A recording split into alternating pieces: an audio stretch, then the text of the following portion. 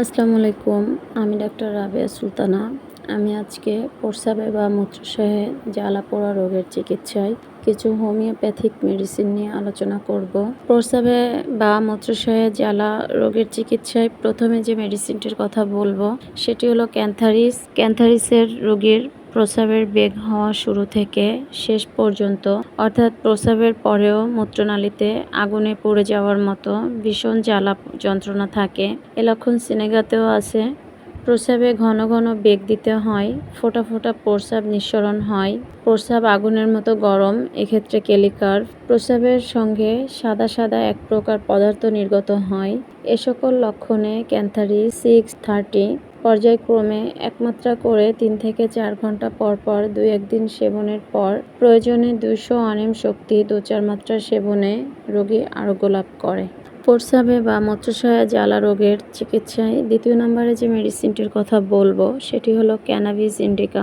Cannabis indica রোগীর মূত্রনালী ও মূত্রথলির মধ্যে ভয়ানক জ্বালা ও সূচ ফোটানো ব্যথা, প্রস্রাবের পূর্বে পরে অত্যন্ত জ্বালা যন্ত্রণা থাকে। ক্যান্থারিসেও লক্ষণ আছে। প্রস্রাবের শেষে ফোঁটা ফোঁটা প্রস্রাব ঝরে, রোগী প্রমেহ রোগ, ভীষণ ক্লান্তি বোধ করে, ভয়ানক বা মৃত ব্যক্তির স্বপ্ন দেখে। মানসিক দুর্বলতা অধিক কার্যকরী একটি ওষুধ cannabis indica. Cannabis indica 3x এক মাত্রা করে 2 ঘন্টা পর পর 2-3 দিন সেবনের পর প্রয়োজনে 30 বা 200 শক্তিও প্রয়োগ করা যায়। প্রস্রাবে বা মূত্রাশয়ে জ্বালা রোগের চিকিৎসায় তৃতীয় নম্বরে যে মেডিসিনটির কথা বলবো সেটি হলো সারসাপেরিলা। সারসাপেরিলা রোগী প্রস্রাব করার পূর্বে বা সময়ে নয়, ঠিক প্রস্রাব করা শেষ হলে অত্যন্ত জ্বালা যন্ত্রণা হয়। মূত্রনালীতে শুলনিযুক্ত বেদনা এবং ওষুধের প্রধান লক্ষণ থুজা মেডোরিনাম বার্বেরিজেও এ লক্ষণ আছে। মূত্রপাথড়ী রোগে অধিক কার্যকরী একটি ওষুধ সারসাপেরিলা। সারসাপেরিলা 30 এক মাত্রা করে দিনে 3 বার 3-4 দিন সেবনের পর প্রয়োজনে 200 অনিম শক্তি 2-4 মাত্রা প্রয়োজন হতে পারে। প্রস্রাবে জ্বালা বা মূত্রাশয়ে জ্বালা রোগের চিকিৎসায় চতুর্থ নম্বরে যে মেডিসিনটির কথা বলবো সেটি হলো স্টাফিসেগ্রিয়া। স্টাফিসেগ্রিয়া রোগীর প্রস্রাব করার সময় না অন্য যে কোনো সময় মূত্রনালীতে জ্বালা বা কিটকিট কামড় মারে, প্রস্রাব ত্যাগে জ্বালার উপশম।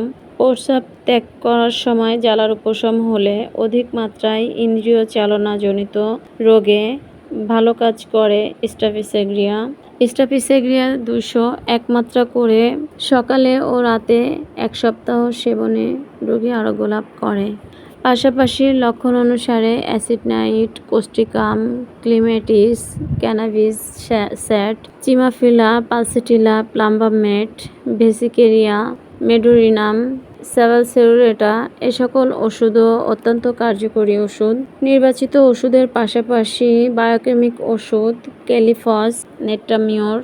রোগীর প্রস্রাব ত্যাগকালে মূত্রনালী ও মূত্রদ্বারে জ্বালা যন্ত্রণা, ঘন ঘন প্রস্রাব হয়, হাঁচিতে কাশিতে বা শরীরে ঝাঁকি লাগলে প্রস্রাব পড়ে যায়, মূত্রযন্ত্রের পক্ষাঘাত বশত অসারে মূত্র নিঃসরণ, প্রস্রাবের বেগ ধারণে অক্ষম, এ লক্ষণে কোস্টিকামও উপকারী।